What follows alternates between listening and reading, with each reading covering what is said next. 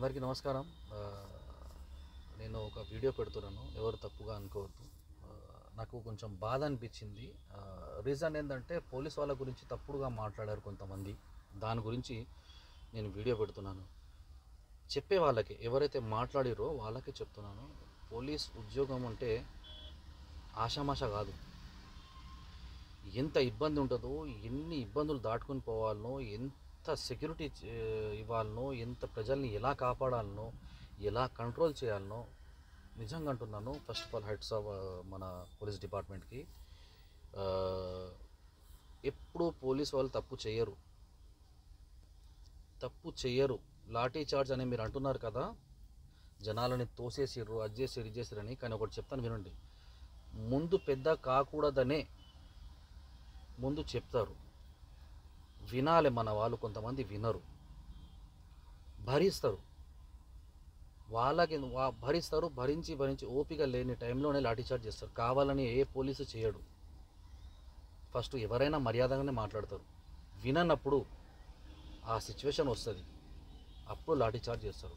ఎందుకంటే వాళ్ళది రెస్పాన్సిబిలిటీ కాబట్టి రేపు వాళ్ళకి అడిగే వాళ్ళు కూడా ఉంటారు పైన వాళ్ళు, అందుకే వాళ్ళు చేస్తారు. కానీ వాళ్ళని మాత్రం మీరు తప్పు పట్టద్దు. ఫస్ట్ ఆఫ్ ఆల్ నేను నిజంగా అంటున్నాను కదా, మన హైదరాబాద్, మన తెలంగాణ రాష్ట్ర పోలీసుల గురించి చెప్తున్నాను. నిజంగా అంటున్నాను, సల్యూట్ చేయాలి. వాళ్ళ గట్స్కి, వాళ్ళు పడే కష్టానికి నిజంగా అంటున్నాను. ఎంత చెప్పినా ఇక మాటలు లేదు. ఇంకోటి ఏమంటున్నారు మీరు, మన సిపి ఆనంద్ గారు కూడా బౌన్సర్ల గురించి చెప్పారు, అలా ఇలా అని వార్నింగ్ ఇచ్చారని మీరు తప్పు పడుతున్నారు. అది 100% కరెక్ట్. 100% కరెక్ట్. ఎందుకంటే కావాలని కొంతమంది బౌన్సర్లు కావాలని చేస్తున్నారు. కావాలని బౌన్సర్స్ ఓన్లీ జస్ట్ సెక్యూరిటీ. తను ఎవరి దగ్గర అయితే పని చేస్తాడో వాళ్ళకే సెక్యూరిటీ. కానీ పోలీస్ డిపార్ట్మెంట్ మొత్తం తెలంగాణకు సెక్యూరిటీ. ఇది మాత్రం గుర్తుపెట్టుకోండి దయచేసి. తప్పుడు ప్రచారం చేయడము నాకు ఒకటి అర్థం కాదు. కేటీఆర్ సార్, మీరంటే నాకు ఇష్టం ఉండే, కానీ ఇప్పుడు మీరంటే నాకు ఎలా ఉందంటే అసలు నచ్చట్లేదు సార్. ఎందుకంటే మీరు సినిమా వాళ్ళకి మీరు సపోర్ట్ చేస్తున్నారు, కానీ ఒక రేవతి కుటుంబానికి మీరు వెళ్ళి మాట్లాడిరా, మీరు చూసిర్రా? First of all. Second thing వచ్చేసి, ఒక తల్లి చనిపోయింది, బిడ్డ సీరియస్లో ఉన్నాడు. దాని గురించి మాట్లాడతలేరు. సినిమా వాళ్ళకి మీరు సపోర్ట్ చేస్తున్నారు. ఇది నాకు మాత్రం అర్థం కావడం లేదు. ఇంకా మీరు కావాలని ముఖ్యమంత్రి గారి మీద నిందలేస్తున్నారు, ఇష్టం వచ్చినట్టు మాట్లాడుతున్నారు. ఏం సార్ ఇది? మీకో న్యాయమా, మాకో న్యాయమా? ఎంతమంది సార్, ఒక్క సీఎం, ఒక రేవంత్ రెడ్డి గారి మీద ఎంతమంది మీరు దాడి చేస్తున్నారో నాకు మాత్రం అర్థం కావడం లేదు.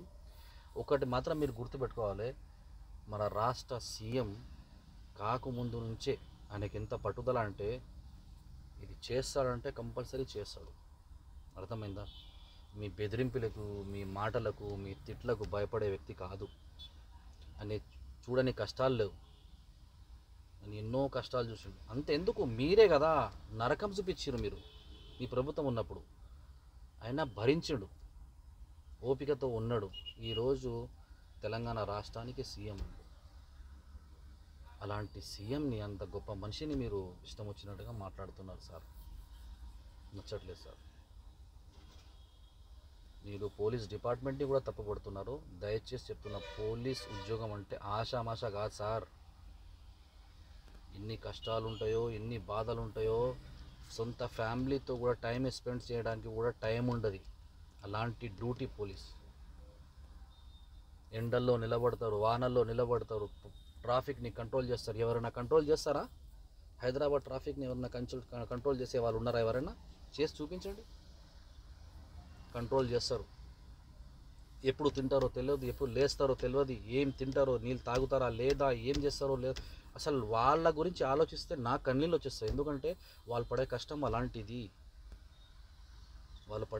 అలాంటిది. వాళ్ళ ముందు మనం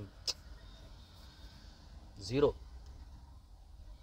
మీరు సినిమా వాళ్ళకు మీరు సపోర్ట్ చేస్తున్నారంటే నాకు అర్థమైతే లేదు సార్. రియల్ హీరో ఎవరు చెప్పాలన్నా sir? Army, next police department. Real hero ఒకటి మాత్రం గుర్తుపెట్టుకోండి, నాకు తెలిసిన ముగ్గురే రియల్ హీరో. ఒకటి ఆర్మీ, ఒకటి పోలీస్ డిపార్ట్మెంట్, థర్డ్ వచ్చేసి మన ఫ్యామిలీ. మన ఫ్యామిలీలో మన అమ్మా నాన్న వాళ్ళు. దయచేసి అందరికీ చెప్తున్నాను బ్రదర్, ఏంటంటే ఒక సీఎం గురించి తప్పుడుగా మాట్లాడకండి, పోలీస్ డిపార్ట్మెంట్ గురించి కూడా తప్పుడుగా ప్రచారాలు చేయకండి. వాళ్ళ డ్యూటీ వాళ్ళు చేస్తున్నారు, చేయనండి భయ్యా. ఎంతో కష్టాలు గుండెల్లో పెట్టుకొని భరించి డ్యూటీ చేస్తున్నారు పోలీస్ ఆఫీసర్లు కానీ, కానిస్టేబుల్ కానీ, ఎవరైనా పోలీస్ డిపార్ట్మెంట్కి సంబంధించిన కానిస్టేబుల్ నుంచి మొదలుపెట్టి ఐపీఎస్ దాకా అయినా సరే వాళ్ళు పడే కష్టం ఏంటిదో అది వాళ్ళ మనసుకే తెలుసు. ఎప్పుడైనా రాజకీయ నాయకులు ఎప్పుడైనా వెళ్ళి తిన్నావా అని అడిగారా? ఏ పోలీస్కైనా ఎలా ఉన్నావని అడిగారా? ఎవరు అడగరు. దయచేసి మాట్లాడే ముందు కొంచెం జాగ్రత్తగా మాట్లాడండి సార్. ఇది జస్ట్ స్టార్టింగ్ సార్, సంవత్సరమే సార్ రేవంత్ రెడ్డి గారు వచ్చి, ఇంకా 4 సంవత్సరాలు ఉన్నాయి సార్.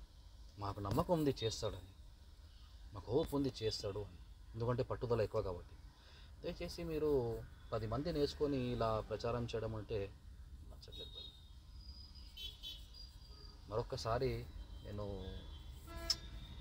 సల్యూట్ చేయాలనుకుంటున్నా మొత్తం టోటల్ పోలీస్ డిపార్ట్మెంట్కి. Thank you so much sir.